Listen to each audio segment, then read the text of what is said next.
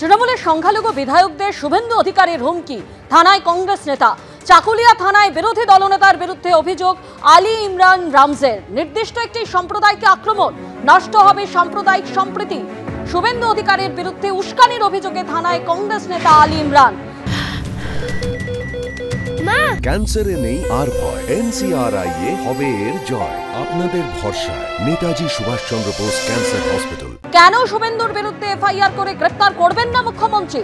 Vote ভাগাভাগির রাজনীতির অভিযোগে মমতা বন্দ্যোপাধ্যায় শুভেন্দু অধিকারীকে একযোগে আক্রমণ।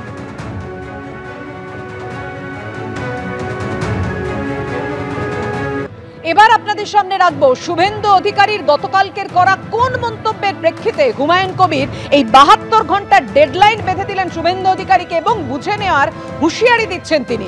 গতকাল শুভেন্দু অধিকারী বলেছিলেন আর 10 মাস সময় আছে, 10 মাস পর বিজেপি ক্ষমতায় আসবে এবং তারপর তৃণমূলের সংখ্যালঘু বিধায়কদের চ্যাংদোলা করে ছুঁড়ে ফেলে দেওয়া হবে। দেখুন,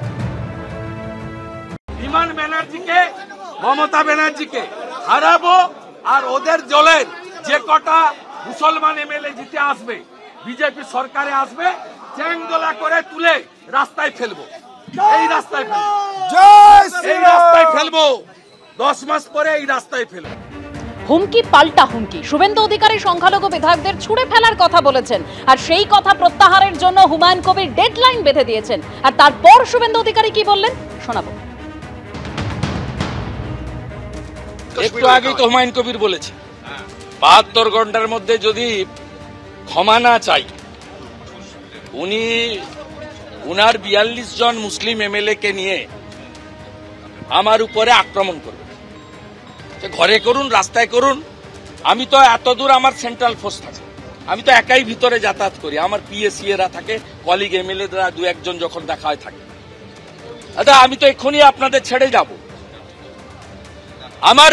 আমি দেখুন, এগুলো ভয় করি না। মমতা ব্যানার্জি নন্দীগ্রামে স্পটে যায়নি, আমরা সাজিয়ে গুছিয়ে দিতাম।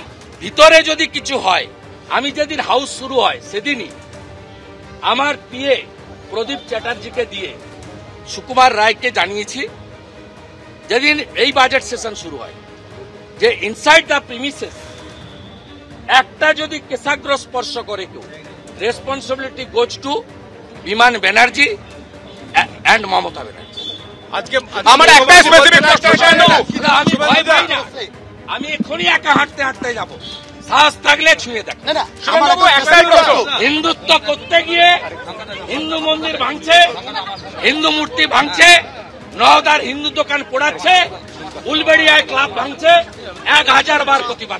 হিন্দুদের জন্য এক শুভেন্দু শহীদ হলে কোটি শুভেন্দু জন্ম নেবে।